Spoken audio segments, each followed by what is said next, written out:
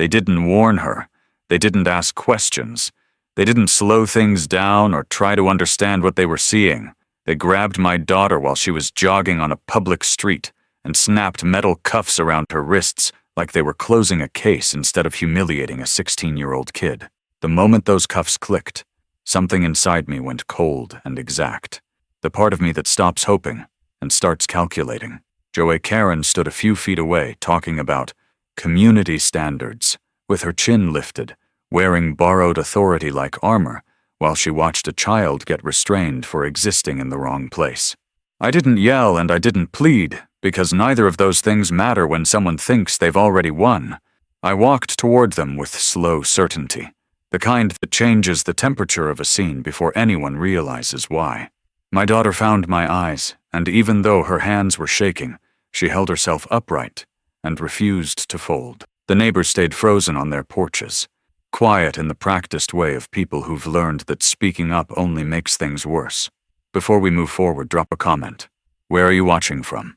I understood two things instantly as I looked at my daughter in cuffs under a clear sky on a street she jogs every week, and neither of them involved asking permission. Those restraints were coming off, and the HOA that allowed this was about to learn what happens when intimidation meets accountability.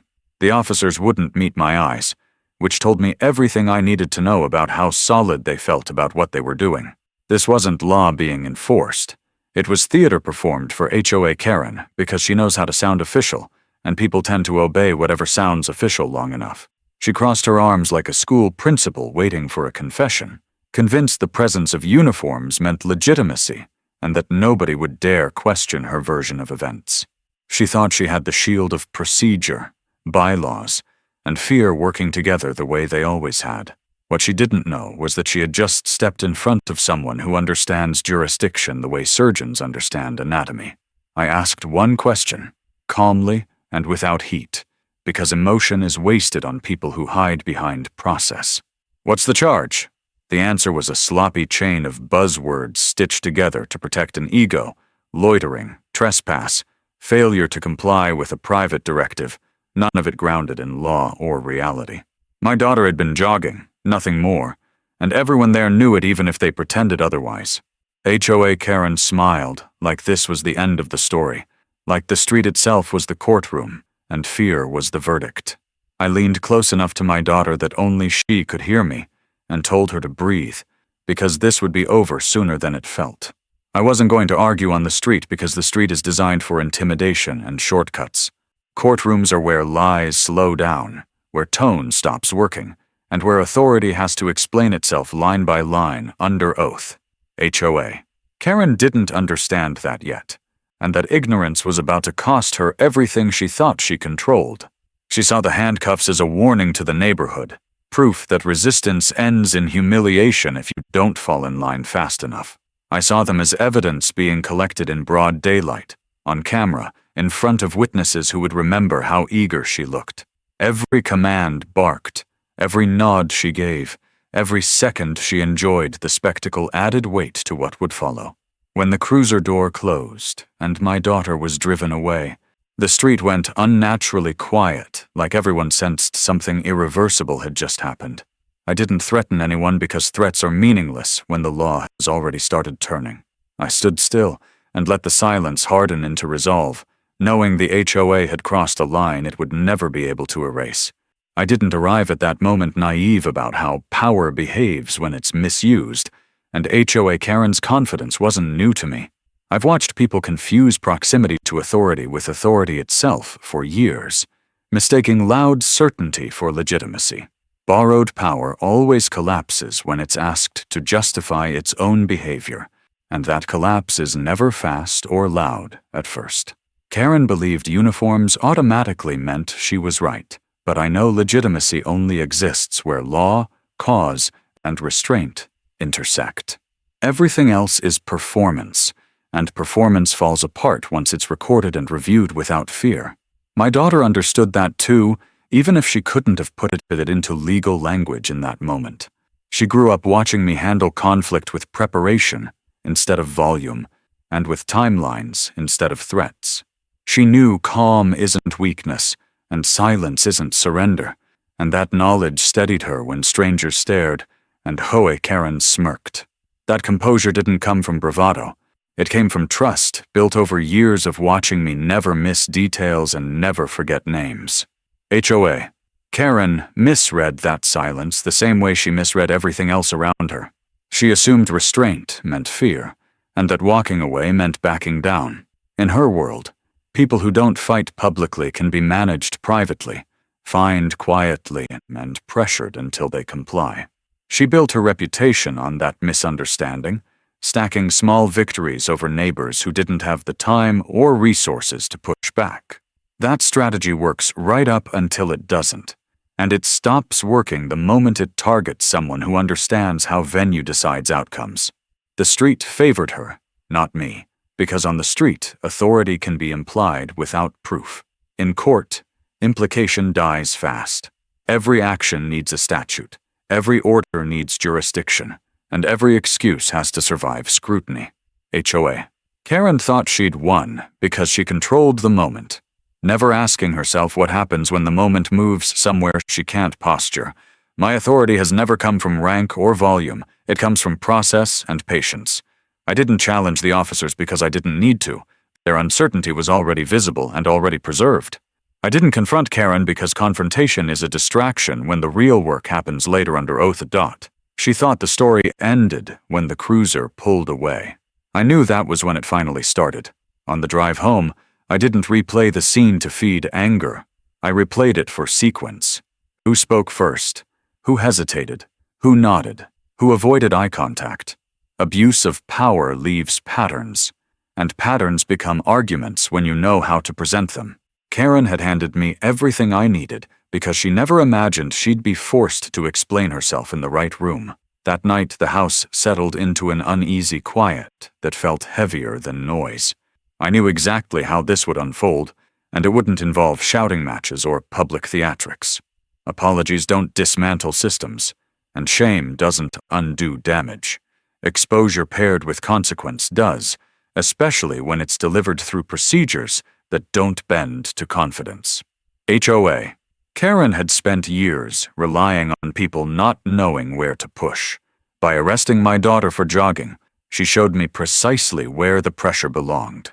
The decision to move forward didn't feel righteous or vengeful.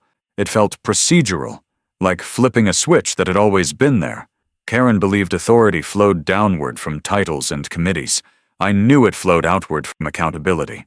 And the moment she put handcuffs on my child, without lawful cause, accountability stopped being theoretical and became unavoidable.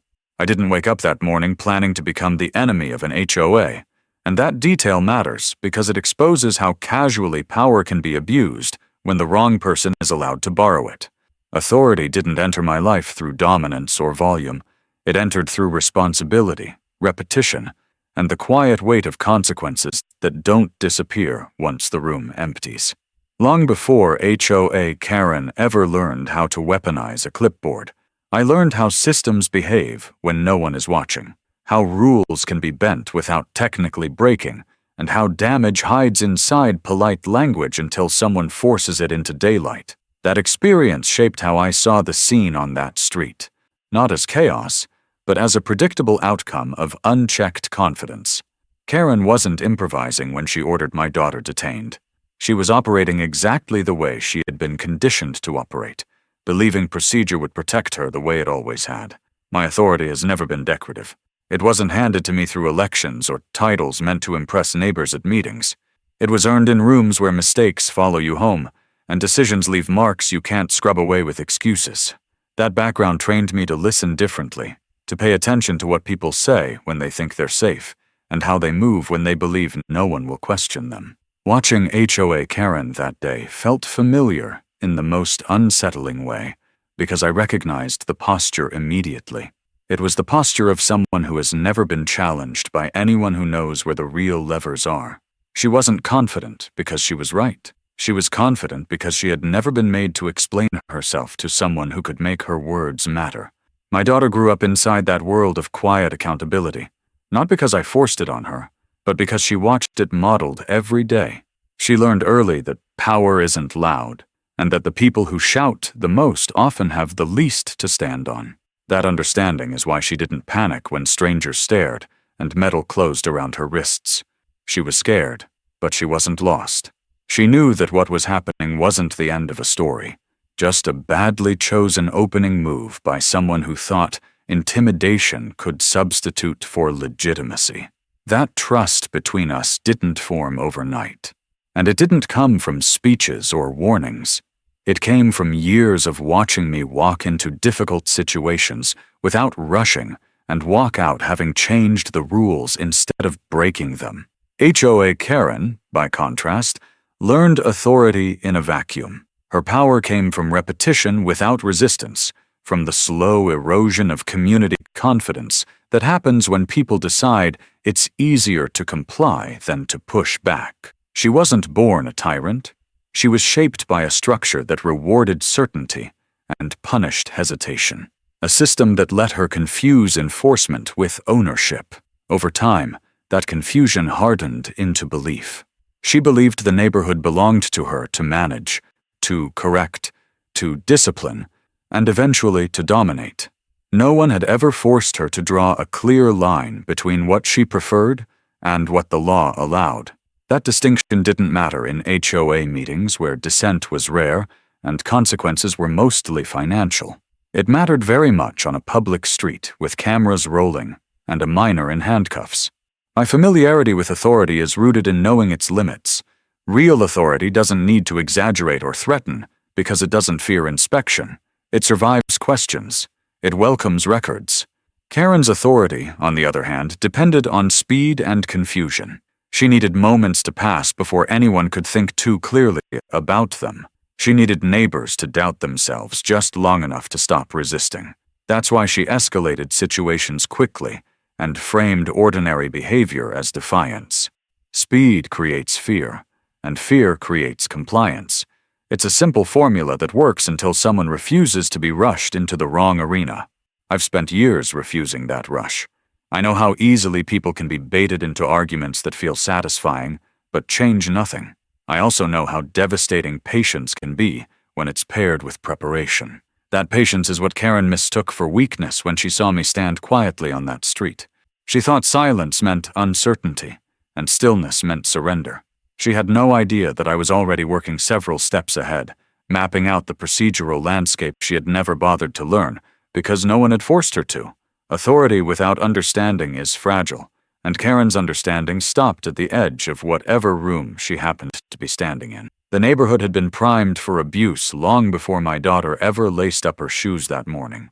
People had learned to self-police their behavior not out of respect, but out of fatigue. Jogging routes changed, porches emptied, conversations moved indoors.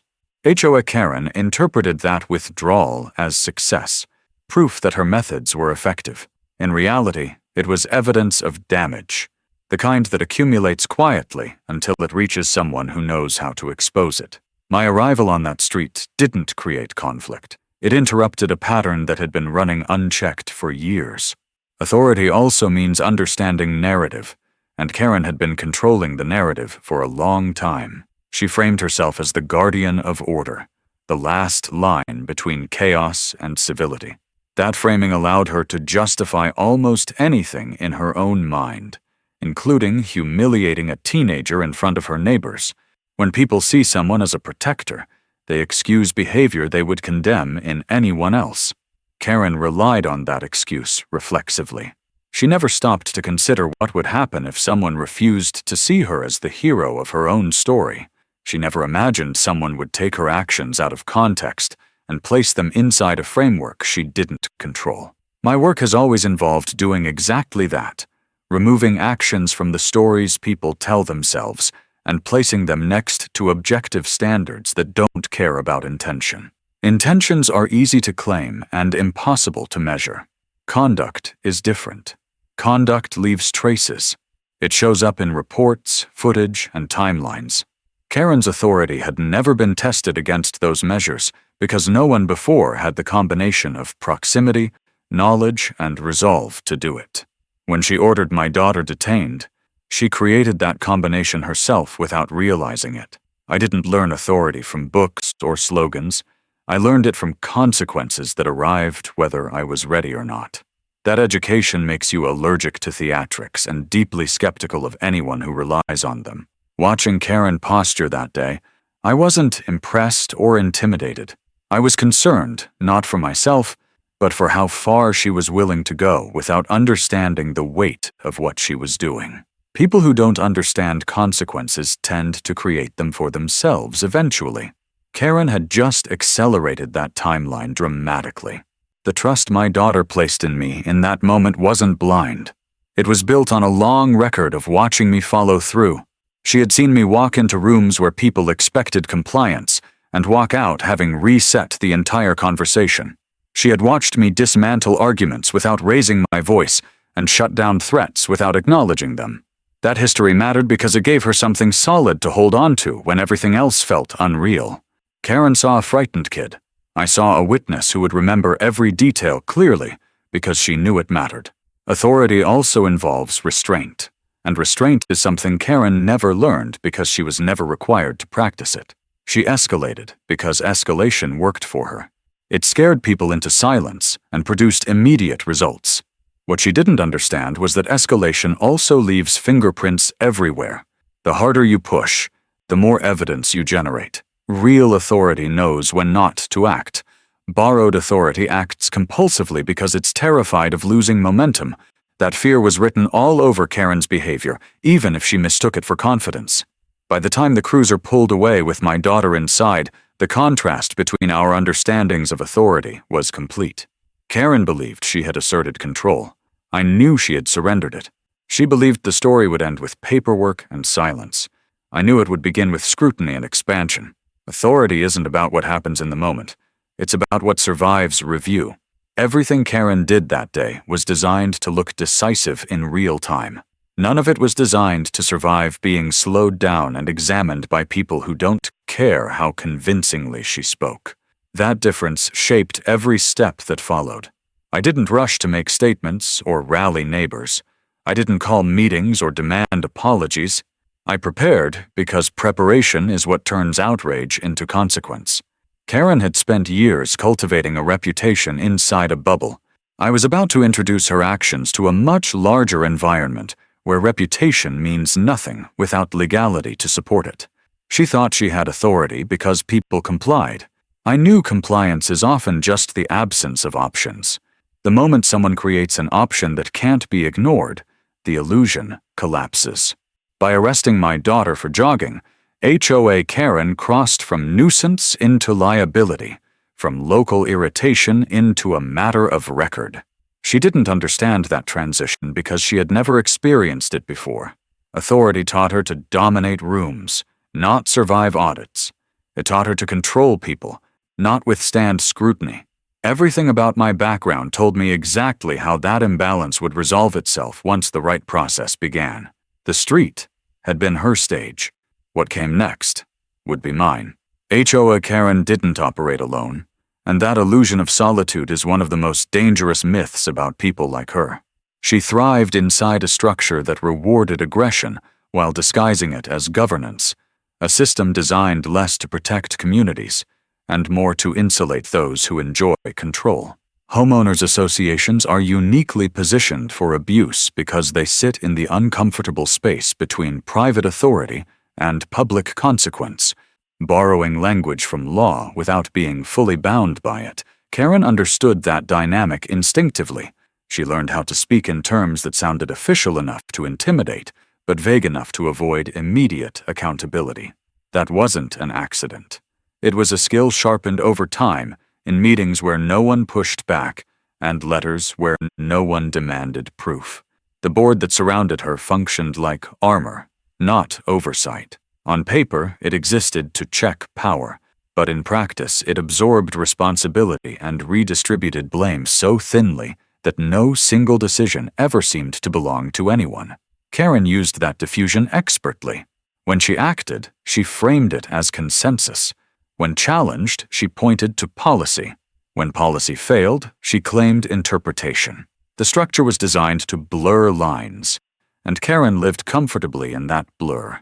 She didn't need explicit permission to escalate, because the system rewarded initiative and punished hesitation. Every fine paid without contest, Every warning accepted without question reinforced her belief that escalation was not just tolerated, but expected. Selective enforcement was the backbone of her control. Rules existed universally, but consequences arrived strategically. People who fit her idea of compliance moved freely. People who didn't were suddenly violations waiting to happen. Jogging became suspicious. Standing became loitering. Asking questions became defiance. The language shifted depending on the target, but the outcome was always the same: submission or punishment. Karen didn't need to convince people she was right. She only needed them to believe resistance would cost more than compliance. Over time, that belief settled into the neighborhood like fog, dulling instinct and eroding confidence. Police involvement gave her power a dangerous edge. Karen learned how to frame complaints using keywords that triggered response without scrutiny. She didn't describe behavior accurately, she described it strategically. Phrases like "felt threatened" and "non-compliant" did the work for her, inviting authority into situations that never warranted it. Officers arrived primed to resolve conflict quickly, not to audit HOA governance. Karen positioned herself as the calm authority figure maintaining order, and that posture carried weight in the moment. She mistook that weight for legitimacy, never considering how quickly it would vanish once examined outside the immediacy of flashing lights and uniforms. The community adapted to her presence in subtle ways. Routes changed, routines softened. People learned which sidewalks to avoid and which hours were safest. None of that appeared in meeting minutes or newsletters, but it was real, and it was pervasive. Fear doesn't announce itself loudly in places like that. It whispers, teaching people to preemptively comply so they never have to test the system. Karen interpreted that adaptation as respect. In reality, it was retreat. The HOA structure allowed her to mistake silence for approval and absence for agreement, and no one corrected her because correction felt risky. What made the abuse sustainable was the way responsibility was always just out of reach. If someone complained, the board promised review. If review found nothing, policy was blamed. If policy was questioned, interpretation became the shield. Karen rarely had to defend her actions directly because the structure stepped in to soften impact. That insulation emboldened her. Each unchallenged escalation became proof that she could go further next time. Power doesn't usually corrupt in a single leap. It stretches incrementally, testing boundaries until someone pushes back hard enough to snap it. My daughter's detention snapped it because it collapsed the ambiguity Karen depended on. Jogging is ordinary. Handcuffing a minor without cause is not. The HOA structure had no language that could plausibly justify that leap, and Karen didn't realize it until it was too late. She acted the way she always had, assuming the board, the bylaws, and the presence of police would absorb the fallout. What she failed to understand was that she had crossed from internal enforcement into public violation, from HOA overreach into a space where private governance offers no shelter. The board's reaction revealed the fragility of the structure immediately. Members who had once echoed Karen's confidence grew cautious. Language softened, emails slowed. People who had been quick to support her enforcement actions suddenly spoke about context and process. That shift wasn't moral awakening, it was self-preservation. The moment Karen's actions attracted external scrutiny, the insulation became a liability. Structures designed to diffuse responsibility work only as long as the consequences remain internal. Once exposure goes public, diffusion turns into panic. Karen responded the way people who rely on systems always do when those systems fail them. She doubled down. She insisted she had acted within her authority. She leaned harder on policy language, as if repetition could make it true. She accused critics of misunderstanding, of exaggeration, of bias. Each response added another layer of documentation, another data point showing her unwillingness to recognize limits. Abuse rarely ends quietly because the person committing it believes the system exists to protect them, not restrain them. The HOA power structure that had once amplified her authority began retracting in real time, not because anyone suddenly cared about justice, but because exposure threatened everyone connected to it. The same mechanisms that once shielded Karen now created distance, as board members tried to separate themselves from decisions they had quietly endorsed for years. That retreat didn't save the structure. It exposed its core weakness. A system built on fear collapses the moment fear changes direction. Karen never understood that power borrowed from a structure is only as durable as the structure's credibility.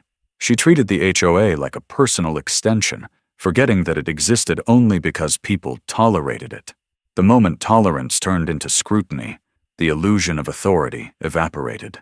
What remained was conduct, stripped of narrative, examined without sympathy. The power structure she had relied on didn't protect her because it was never designed to withstand real accountability. It was designed to manage neighbors, not survive consequences. By the time the dust began to settle, it was clear that Karen hadn't just abused her power, she had misunderstood it entirely. She believed authority flowed downward from titles and committees. In reality, it flows outward from legitimacy and restraint. The HOA structure had given her reach, but it had never given her the right to act without limits. When she ignored those limits, the structure couldn't save her. It could only reveal how long it had enabled her behavior without ever correcting it. The abuse wasn't an anomaly. It was the inevitable outcome of a system that rewarded dominance and discouraged challenge. Karen didn't invent that system, but she exploited it thoroughly, and by doing so, she exposed its flaws in a way no meeting ever could. Detaining my daughter for jogging wasn't just a personal violation.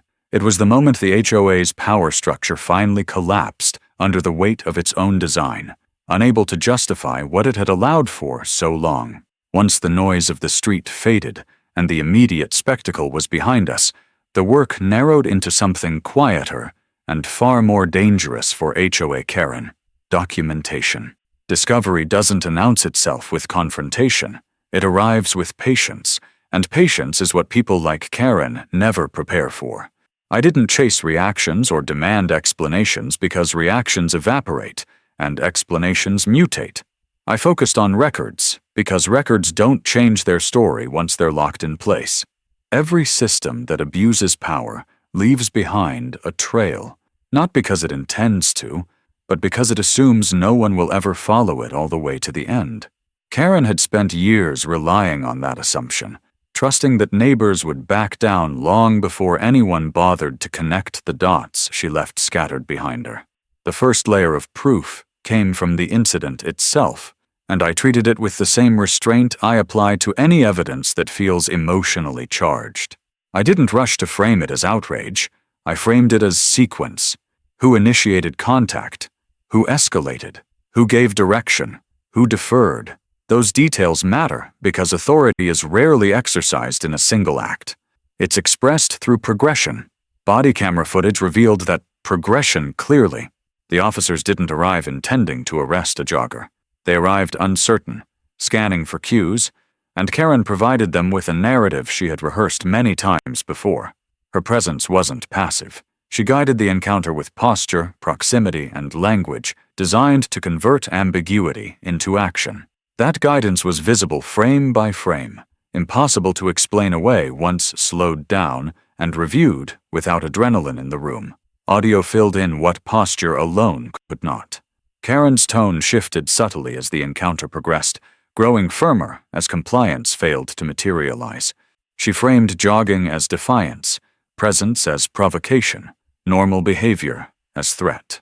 Those choices weren't accidental. They mirrored language she had used before in emails and notices, language that inflated minor issues into urgent problems. Hearing that pattern repeat in real time, with my daughter as the target, confirmed what I already suspected. This wasn't an isolated lapse in judgment.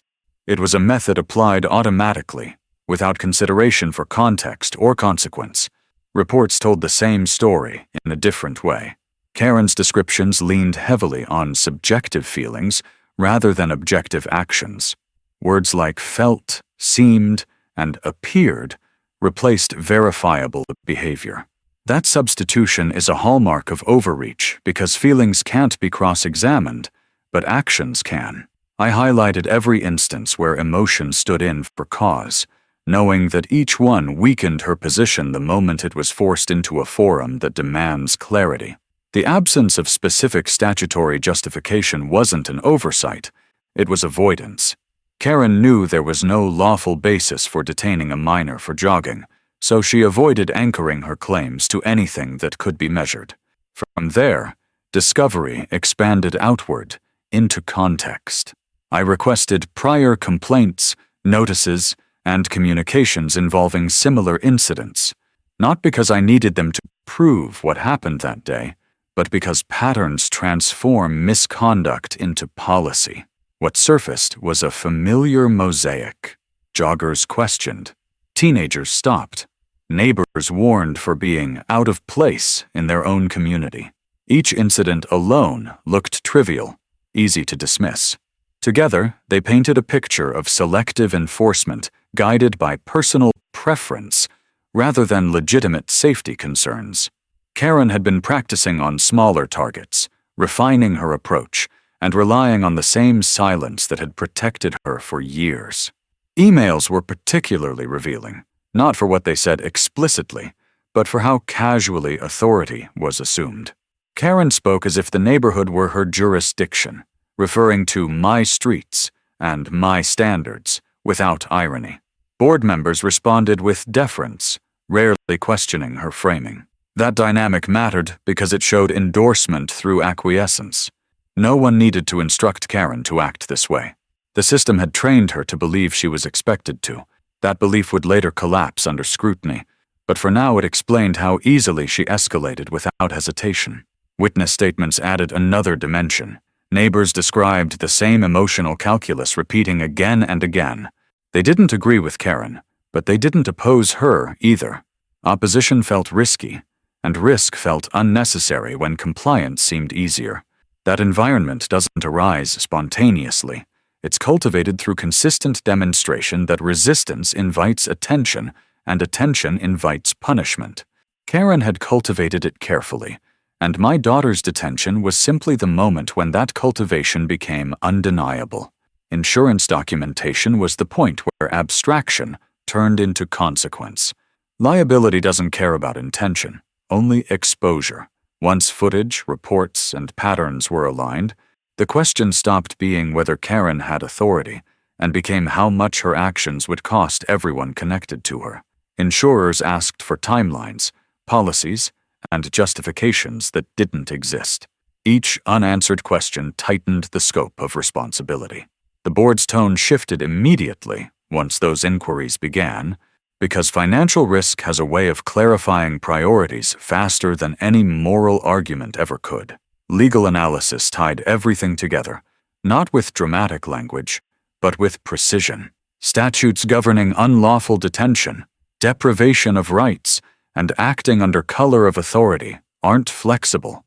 They don't bend to personality or confidence. They ask simple questions. Did she have the power to do this? Was there lawful cause?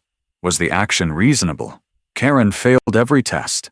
The HOA Bylaws offered no shelter because they explicitly limited enforcement powers.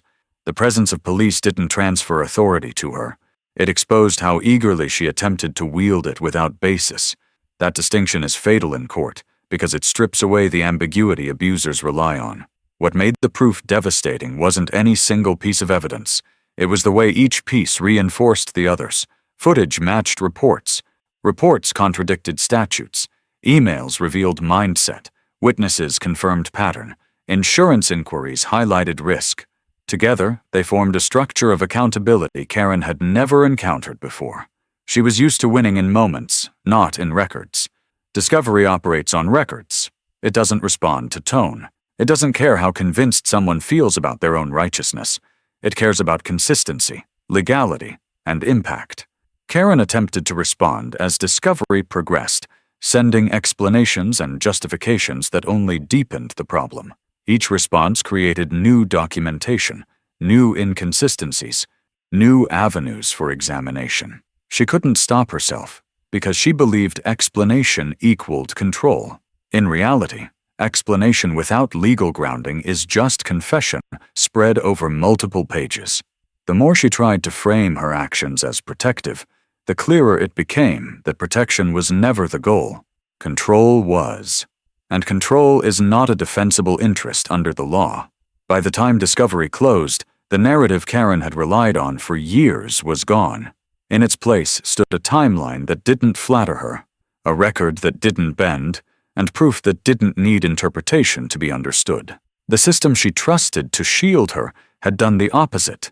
It had preserved her actions with such clarity that denying them would require denying reality itself. That is the danger of documentation for people who abuse power. It remembers everything they assume will be forgotten. What began as a quiet jog on a public street had become a case built on methodical accumulation. Karen never realized how much she had revealed because she never imagined anyone would care enough to look this closely.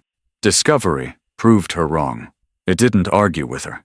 It simply showed what she did, how often she did it, and how eagerly she escalated when she believed no one would stop her.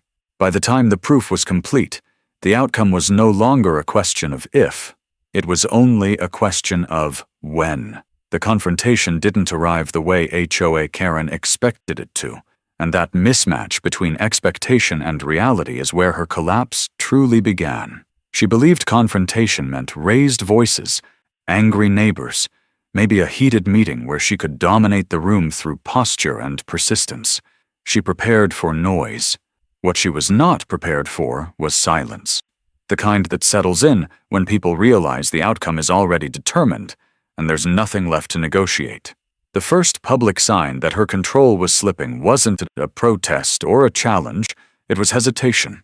Board members who once stood shoulder to shoulder with her began choosing seats farther away. Conversations that used to include her now happened without her. Power doesn't vanish all at once. It leaks out through small, telling absences. The courtroom was where that leak became visible to everyone else. Karen walked in with the same practiced confidence she'd used for years, dressed for authority, posture straight, expression calm. She spoke when called, and at first it sounded familiar. Order, standards, safety. The language she had relied on so often still came easily, and for a moment she seemed to believe it would carry her through again. But something was different this time. The room wasn't reacting the way she was used to. There were no nods of agreement, no murmurs of approval. Questions followed her answers immediately, precise and unyielding, and for the first time she was forced to slow down. Every pause cost her. Confidence depends on momentum, and momentum evaporates when you're required to explain yourself line by line. When asked to justify specific actions, Karen drifted back to generalities. When pressed for statutory authority, she returned to policy language that no longer sounded convincing outside the echo chamber of HOA meetings. Each deflection narrowed the room's patience. Judges don't reward certainty, they reward clarity. Karen offered one and not the other, and the imbalance became impossible to ignore. The public nature of the proceedings mattered. Neighbors who had only ever seen Karen in control were now watching her from the other side of the equation. They saw her struggle to answer questions she had never been forced to consider before. They heard her explanations falter when confronted with footage and timelines that didn't align with her narrative. The authority she projected for years began to feel performative, and performances collapse when the audience stops believing. No one shouted her down. No one needed to. The evidence did the work quietly, stripping away the mystique she had cultivated. The real collapse accelerated outside the courtroom, in the spaces Karen once dominated effortlessly. Emails circulated. Texts went unanswered. Board members began consulting their own attorneys, not to defend her, but to distance themselves.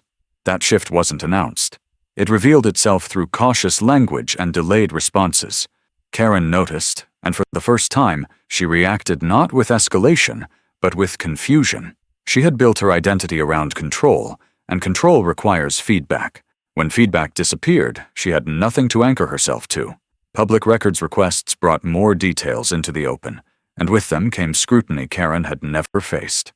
Local press picked up the story not because it was sensational, but because it was illustrative. A teenager detained for jogging isn't complicated. It doesn't require interpretation. It raises questions that demand answers, and Karen's answers weren't holding up. Each article, each inquiry, pulled the issue further from her reach. She could no longer frame events privately. They were now being described by people who had no stake in protecting her image. The board attempted a controlled response, releasing statements about review and cooperation. The language was carefully chosen, vague enough to avoid admissions but clear enough to signal separation. Karen was mentioned less and less by name. That omission spoke louder than any accusation could have. Power structures reveal their priorities under stress, and the priority had shifted from enforcement to survival. Karen, once the centerpiece of HOA authority, was becoming expendable. The confrontation reached its peak not in a dramatic exchange, but in a simple acknowledgement from the bench. The court recognized that what had occurred wasn't a misunderstanding or a procedural error. It was an abuse of authority that crossed clear lines. That recognition didn't come with fireworks. It came with a calm recitation of findings that left no room for reinterpretation. Karen sat through it rigidly, her expression fixed, as the language she had relied on for years was dismantled and repurposed against her. In that moment, the collapse became irreversible. Authority that survives depends on the belief that it can recover. Karen couldn't. The findings followed her out of the courtroom and into every space she had once controlled. Neighbors stopped avoiding her gaze because there was no longer any reason to. Fear had changed direction. The silence she encountered now wasn't compliance. It was disregard. The public saw what many had suspected but never confirmed. Karen wasn't enforcing standards. She was imposing herself. That realization didn't provoke outrage. It provoked withdrawal. People stopped responding to her emails. They stopped attending meetings she chaired. They stopped acknowledging her presence as meaningful. Power doesn't end when someone is challenged. It ends when no one cares enough to engage anymore. The HOA structure began unraveling under that indifference. Committees dissolved quietly. Votes were postponed indefinitely. Responsibilities were deferred or reassigned without ceremony. Karen's name vanished from agendas. The confrontation she feared never materialized because it wasn't necessary. The collapse was administrative, procedural, and complete. The system corrected itself not by fighting, but by removing the person who had come to define its worst tendencies. Karen was left standing in the aftermath of her own overreach, surrounded by the mechanisms she once controlled but could no longer command. There were no speeches to give, no authority to assert, no audience left to intimidate. The confrontation had ended not with defeat shouted across a room, but with relevance quietly withdrawn. And in that withdrawal, her public collapse was total. Karen didn't disappear after the confrontation, and I never expected her to. People who build their identity on authority don't surrender quietly when that authority is stripped away. They retaliate, not because retaliation works, but because it's the only language they know how to speak once control slips through their fingers. The difference now was that her retaliation no longer landed in a vacuum. Every move she made after the collapse passed through layers of expertise she didn't understand and could not intimidate. What had once been a neighborhood problem became a professional one, handled by people whose entire job is to dismantle misuse of power without emotion or hesitation. Her first instinct was to reassert narrative. Emails went out framing herself as misunderstood, targeted, and unfairly scrutinized. She attempted to rally sympathy by leaning into the same language she had used for years, invoking community, order, and personal sacrifice.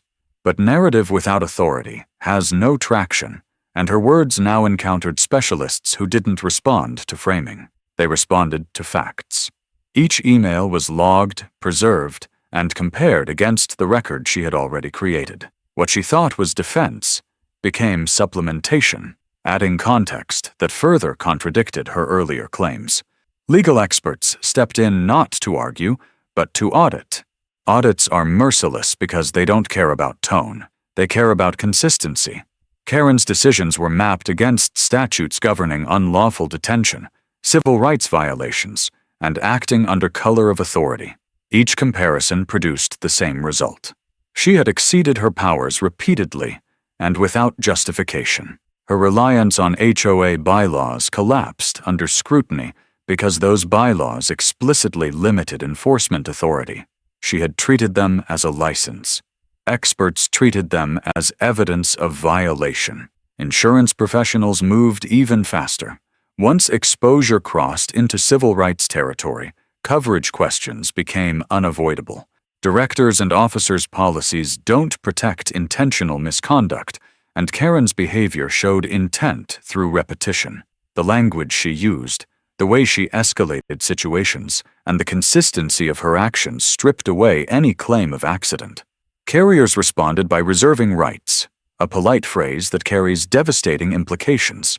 Board members who once trusted Karen to shield them now faced the reality that her actions threatened their personal assets. That realization did more to fracture loyalty than any public condemnation ever could. Karen attempted to push back by accusing experts of bias and overreach, repeating a familiar tactic. It failed instantly. Expertise doesn't argue about feelings, it measures conduct. The more she protested, the more it confirmed that she still didn't understand the environment she was in.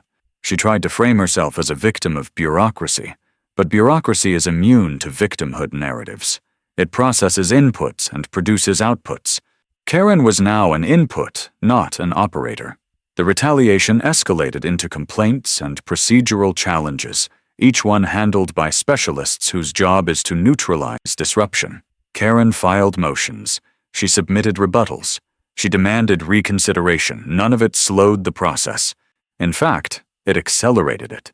Every challenge required review, and every review deepened the record. Experts thrive on thoroughness.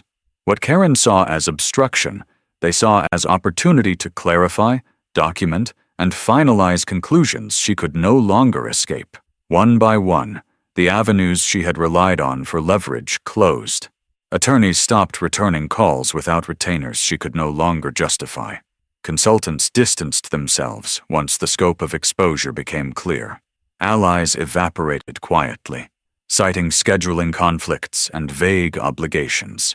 Expertise isolates abusers by design, not out of malice, but because isolation prevents interference.